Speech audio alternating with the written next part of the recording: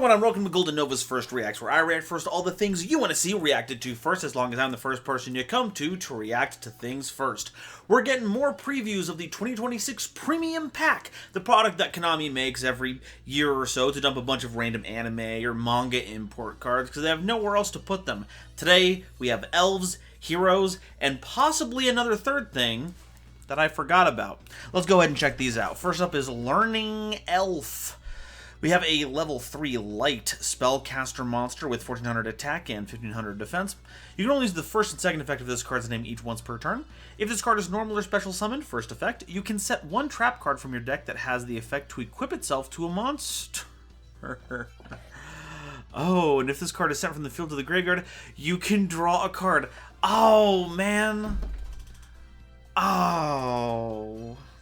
This is so close to like a Metal Morph card, right? Like you can set max Metal Morph or regular Metal Morph or something, but like its level isn't high enough and there's no spellcaster to summon. Oh, come on.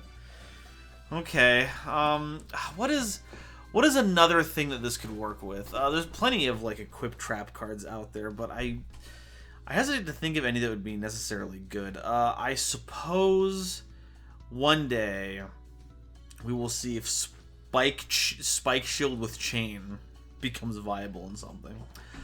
Armament Reincarnation is a normal spell card. You can special summon Armament Reincarnation tokens, which are level 1 light warriors with 500 attack and defense, up to the number of equipped spells and trap cards with an effect to equip themselves to a monster in your graveyard. Then you can destroy as many cards in your spell and trap card zone as possible, including this card. Then set as many equipped spells and traps with an effect to equip themselves to a monster as possible from your graveyard. Also, you cannot special summon for the rest of the turn. These traps can be activated this turn. Okay, so it looks like it's bringing in its own cool equipped trap cards to work with this. This is kind of funky. You make level 1 light warriors. You can activate the equipped spells that you put. You can activate the trap cards too, so you can utilize them fairly well. But no special summoning. I noticed though that it doesn't say you can't tribute those tokens. Food for thought. Mirror Barrier. You can only use the second effect of this card's name once per turn. First effect, target one face-up monster that you control. Equip this card to it as an equipped card with this effect. Once per battle step, if the equipped monster battles an opponent's monster, you can destroy that opponent's monster. And second, if this card is destroyed, you can add an Armament Reincarnation from your deck to your hand. That seems pretty powerful. It's once per battle step, not battle phase. And if it battles, so it just wins every fight. It's a trap card that turns your monster into a construct for everything. Now that by itself, I don't think that's just gonna be busted, but it is an interesting card. And then if your opponent gets rid of it, the idea is that you get Learning Elf. Learning Elf sends the Mirror Barrier, you equip it with it. If your opponent destroys it, then you get to draw a card. You get to search the Armament Reincarnation, and then you can essentially bring back the Mirror Barrier with a little token to equip it to. So that's a funky little engine. I like it. There isn't any other text on here that I'm missing, right? You can destroy that opponent's monster. Yeah, this does not have any downside. Okay, these are fun. I don't know what part of the manga this comes from, though, so I'm going to need your help in identifying that. I could look on Wikipedia, I'm sure, when it comes out, but I find it's more fun to see what all of you know about down below. What's up? Next we have Masked Hero Fountain. Okay, so we did see some main deck Masked Hero monsters with the tactical tri-decks. I think it was the Dark Magician one. There was the Hero one, and I forget what the third one was supposed to be. I think they were doing Sky Striker again. But now we're getting another Masked Hero, and from what I've been seeing in posts all day, once again, devious work dropping all these while I was at work, Konami. Thanks for that. Apparently, Fountain is pretty good. So let's go take a look here. Level 4 Water Warrior. 1000 attack, 1400 defense. You can only use the first and second effect of this card's name each once per turn. First effect, you can reveal this card in your hand to special summon a hero monster from your hand in defense position. So it doesn't have to be itself, so you can summon like a Shadow Mist that's in your hand. Second, if this card is sent to the graveyard to activate a card effect or buy a card effect, you can set a mask change from your deck or graveyard. Okay. So you utilize it to summon a different hero, because it doesn't have an on-summon effect. Although you can get it onto the field so that you can use mask change with it. And then when you send it to... I like that it says to activate or buy a card effect. So even if you send it as cost or if you mask change it, you will get a mask change card. Now, notably, it just says that it sets mask change, not mask change 2. Though, to be fair, mask change 2 is for decks that are not playing heroes. That's for splashing in. So regular mask change is actually pretty nifty. Okay, so that's kind of cool. I wonder how this will...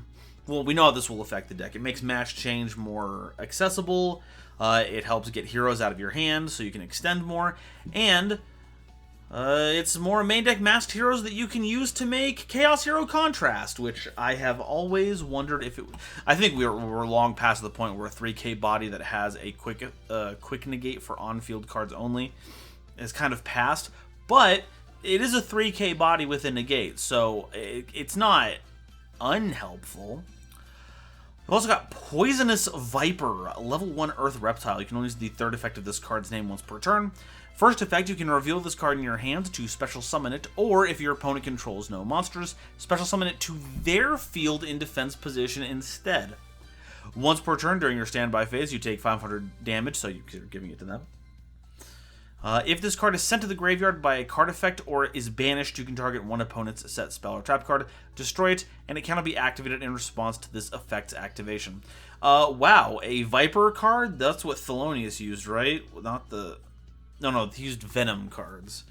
This is probably very different, but this is kind of fun. So, what, you can send this off of, like, Snake Rain, and then it's a MST, or a Night Beam, I suppose.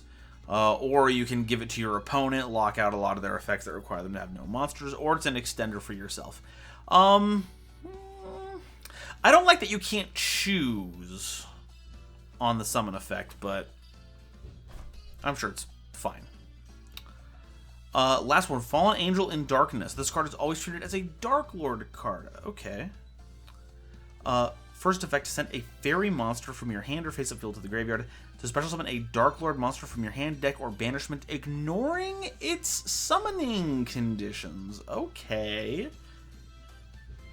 So, presumably this can get back a properly summoned fusion monster. I'm actually pretty curious now.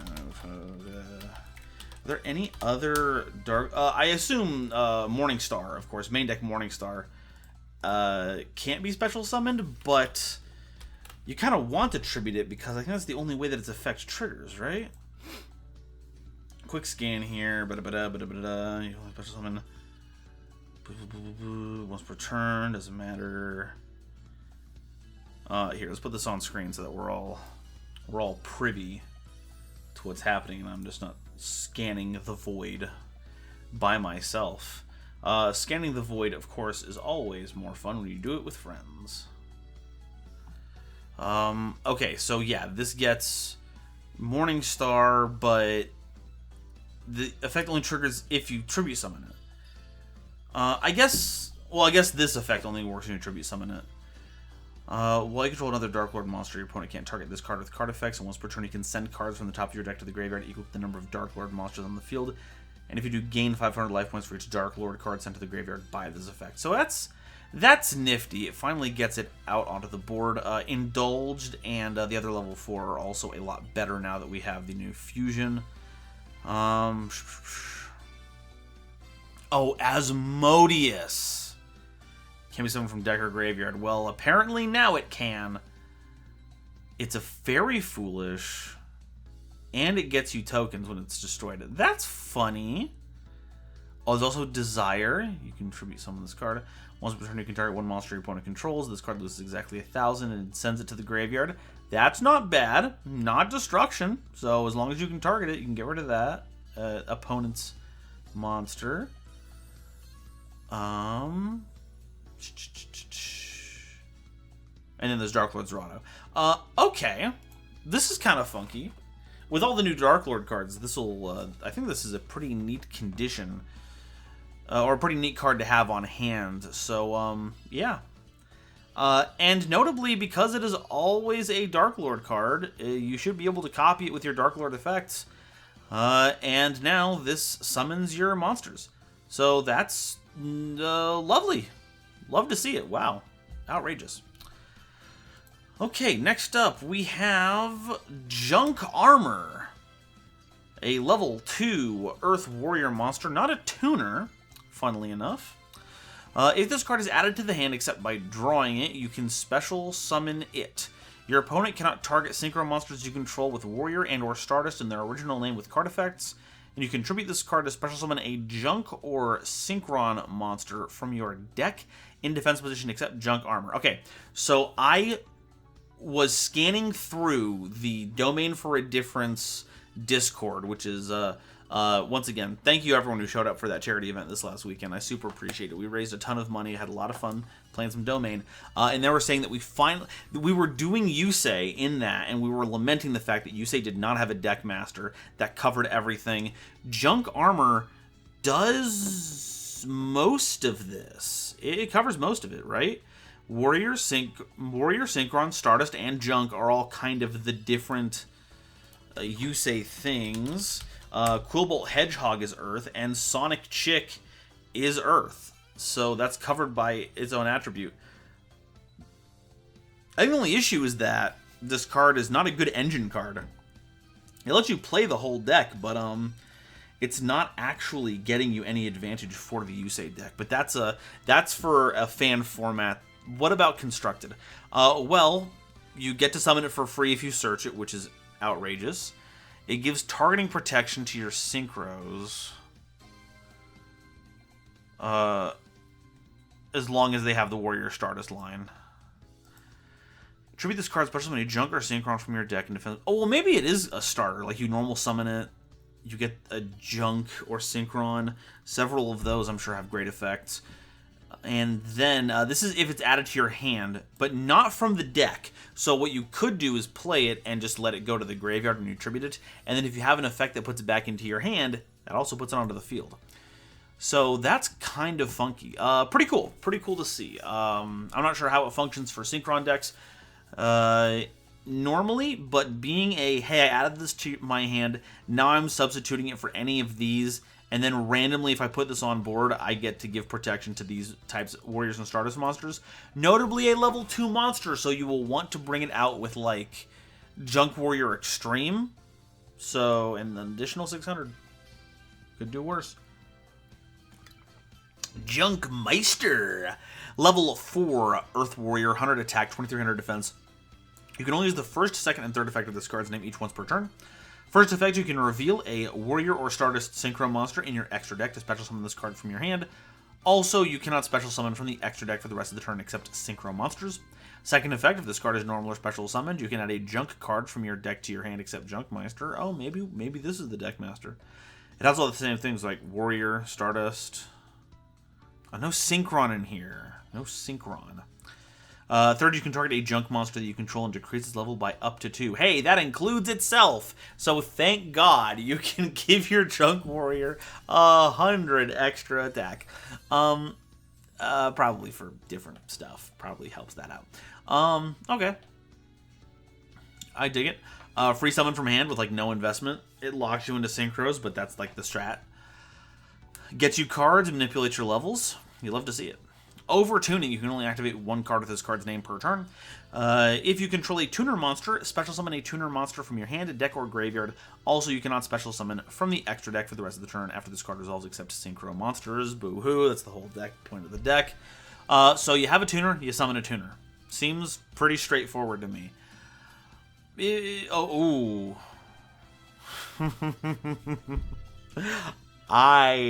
I know a deck coming up that's probably going to enjoy a card that says, if you have tuner, summon other tuner. Hi, latest deck build pack. Hello, Killer Tunes. Welcome to your next 50-pointed card for Genesis. Because I feel this is going to be played in every version of that deck. Next up is Champions Pulse. Ooh, look at him pulsing. That's is that Seto? Is that ancient Seto? Is that faceless ancient Seto? You can only activate one card with this card's name per turn. When you activate it, activate one of these effects. During your opponent's battle phase, they gain 1,000 life points, then you end the battle phase. A small price to pay to end a battle phase that you wouldn't like to be in. When your opponent activates a monster effect, if they control more cards than you do, special summon a Red Dragon Archfiend or Hot Red Dragon Archfiend from your extra deck or graveyard, and if you do, negate that effect, and if you do, destroy that monster. Oh, that's kind of cool. That's a little messed up. Hi, everyone. You have more cards than me. Well, here's my big dragon. He is cool. He eats effects. Okay. I like that it does have like the modalness to it. I don't imagine that you'll want to activate this effect most of the time, but sometimes you have no choice. It lists Red Dragon Archfiend, so of course you can grab things. I think you can grab it back with Crimson Gaia. Correct me on that one if I'm wrong. So this is something. Is it deserving of a slot in the deck? Man, I don't know. I think you have better ways to negate stuff, but it's certainly funny. Okay, Zexal cards. We're starting with Gagaga Illusion, a normal spell card. You can only use the first and second effect of this card's name each once per turn. If you control a Gagaga monster, target one monster in your graveyard and special summon it. Then you can make its level or rank become equal to the level or rank of a Gagaga monster that you control.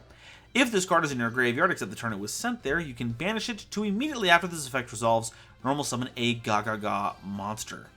This summons any monster in your graveyard, and it modulates level and or rank. That's not bad. I would in fact say that's pretty good. Just generally having more graveyard extenders seems pretty good. It has utility with matching levels with stuff, or ranks. Maybe you want to match ranks with stuff.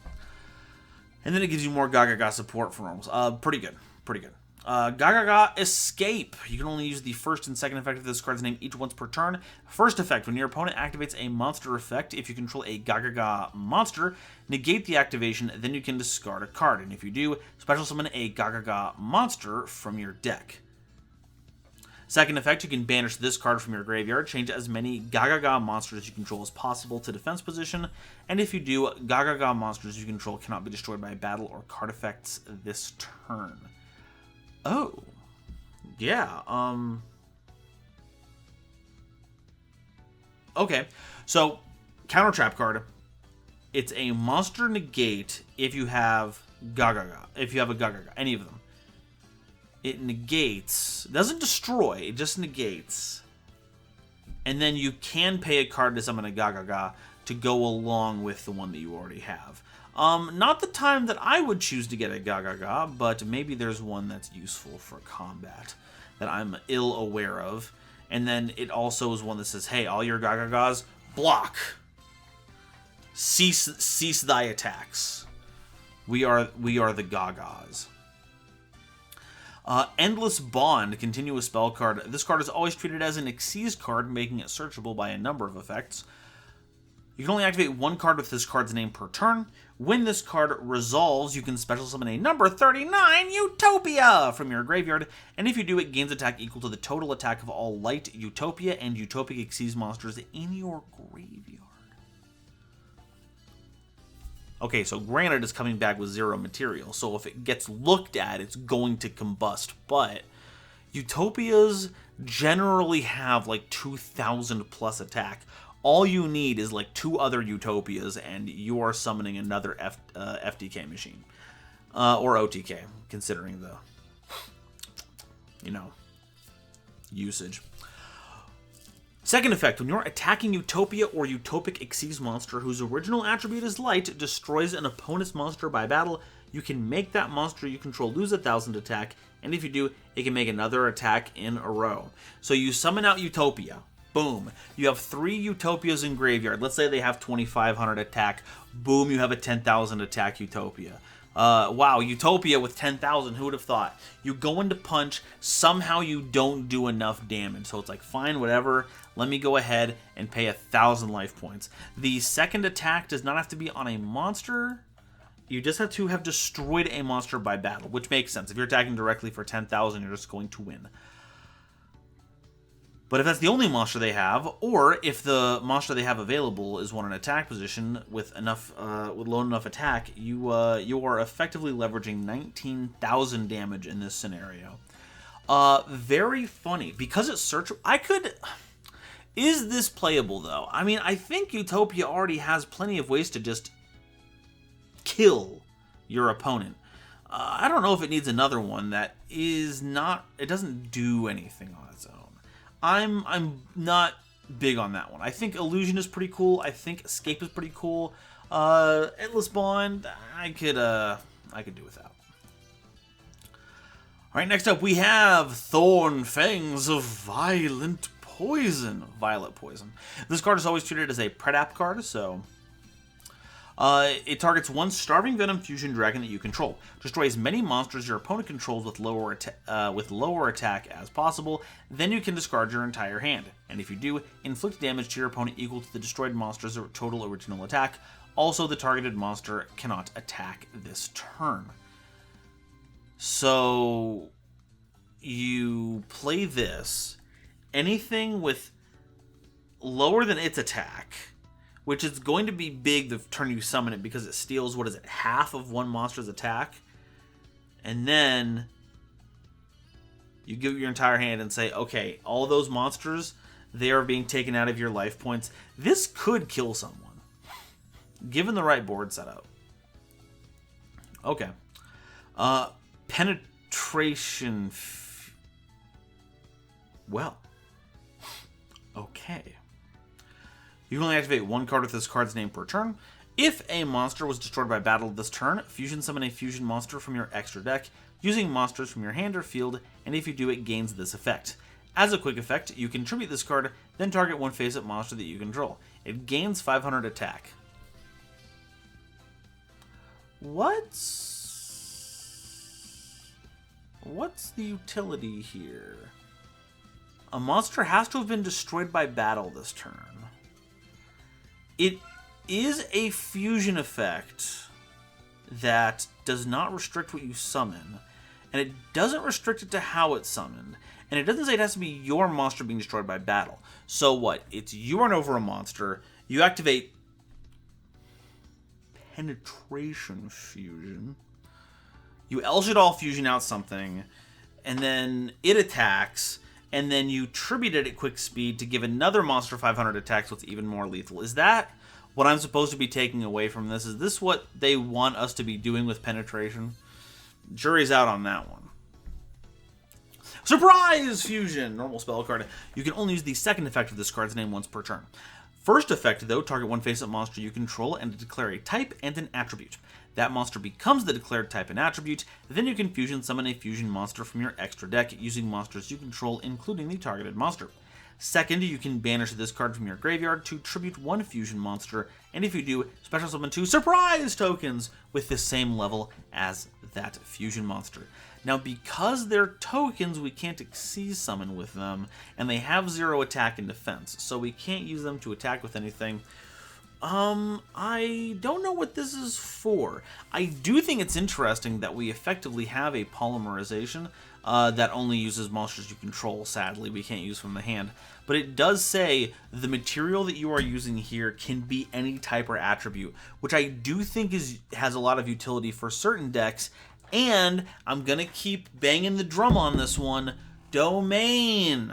There are certain types and attributes that will be difficult to get a handle on in that format if you want to play something outside of your deck master's domain, because you can't do that, and sometimes having, one attribute or type doesn't give you the access to a monster that has the opposite trait of the other one. Surprise Fusion just gives you a monster that says, hey, this is the type and attribute of it. You can set it to whatever you want, make that fusion summon. That's pretty cool. Okay. Last up, we have a new Sky Striker card! Million-Year Sky Strikers. We will never see the end of these cards. But as long as Brandon keeps getting cards, I can't be complaining. We have Sky Striker Mecha Adhilsaber is what I'm going with for now. Adhilsaber is a level 7 wind machine monster with 1500 attack and defense. You can only use the first and second effect of this card's name each once per turn. First effect, during the battle phase, as a quick effect, you can discard this card, then target a Sky Striker monster on the field. It gains 1500 attack until the end of this turn, so it's miniature honest. Second effect, if a monster is special summoned while this card is in your graveyard, you can target a Sky Striker Link monster you control. Equip this card to it as an equip spell, that gives it 1500 attack. Well,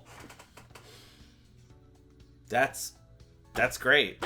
That's great. Yeah, it's just 1500 now, and then 1500 forever. Okay. Is it good? I don't know. I mean, it's certainly better than the sages they were making, because the sages kept being summoned to the field. This, as a monster, stays in the hand, you discard it, goes to the graveyard, and when it comes back, it does so as an equip spell, so it's not going to ruin your effect activations, or spell activations, spell effect animations, blah. So this just seems like a good attack booster. It's never going to hit the board. You're never going to want it to hit the board. And yeah, I think this is just a solid card. The question is this searchable?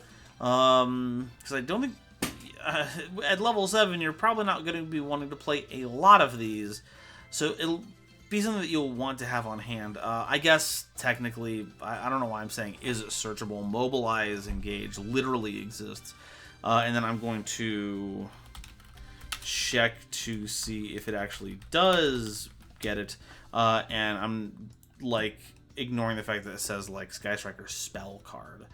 Nope, just says Sky Striker card. So this is, as with everything in the deck, highly searchable.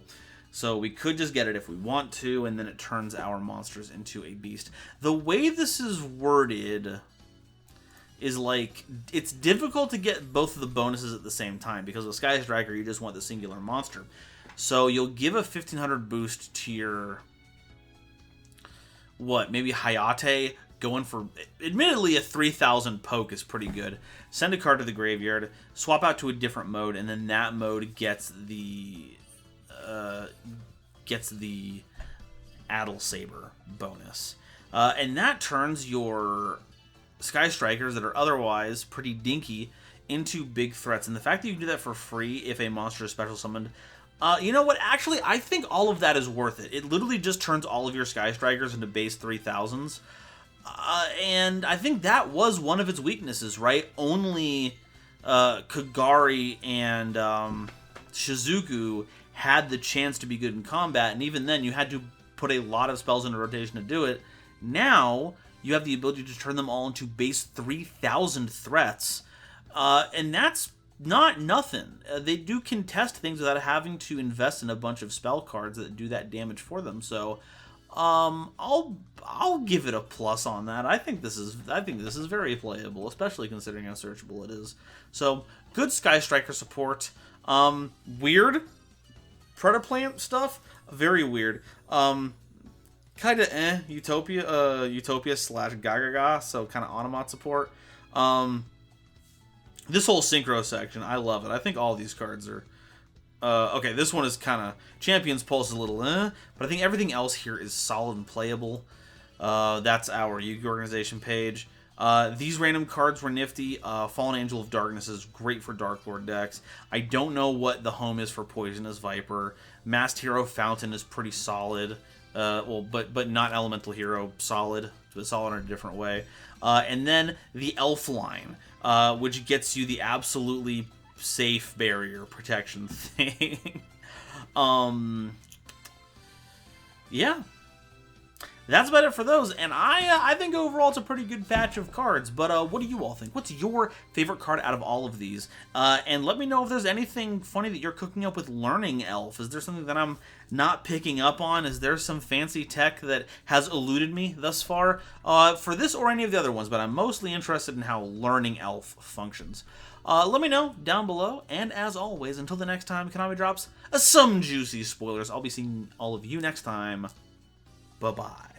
Today's episode is brought to you by Dragon Shield. Get the sleeves as strong as dragon scales and save 5% on your order by using the coupon code GoldenNova at checkout while helping out the channel. It was also brought to you by my lovely patrons, including this month's illustrious Quasar Commanders, Upstairs Media, and the Critic of Innocence, Nebula Navigators, 3rd Dynasty, Ada Basilisk, Adam Zajdel, Ancient Wizard, Andrew Newman, Battle Axe, Charlie Mercury, Chibi Gohan, Christopher Fuss, Clockswork, Comrade, Eric, Frankie, Garland Chaos, Green Knight, Great Big Pillock, Groog, Hairbear, Harry the Ominous Benefactor, Iron Zero, Iskander 711, Carp, Marion James E. Picata, Meme King, Millennia Asta, Muse Clark, Neon Yaminair, Orozco 09096, Panther J, Pat Boos, Rebel King Lucifer, Red Eyes Jackalow, RJ the Jank Monarch, Sonic 21 Blast, That One Dumbass, Thievery Coast and the Wizard Moose, Cosmic Crusaders Ally Vatnia, Animasta, Anthorak, A Random Pup, Blade Runner 1034, Blaze Rider, Blitzwolf, Chaz Ghost, Christopher Fuss, again, Chris B, Cool Trainer Dark, Dr. Entity RIP, Eki Bullock, Edwin Perez, Eva Padilla, Herbal D, Inblink, J.A. Flair, Julian Marquez, Kale the Dragon, Lobomaru02, Manga Pages, Mr. Machina, Natiel Lee Alexander, Nicholas Murphy, Not Al Gore, Obsidian, Pombo, Rhyme Kairos, Rogue Wolf, Shizuka Nijimura, Simic Toadstool, Stepfin Huntsman, The Legendary Raven, The Queen of Time, The Gene, Tiger X2476, Zaldreka and Zentha, as well as all the wonderful Starlight Explorers you see on screen now. If you'd like to help me in my journey to cover all of Yu-Gi-Oh's archetypes, get my videos early, be a part of these credits and other awesome perks, it would mean the world to me if you would check out the link to my Patreon in the description or consider joining as a YouTube member.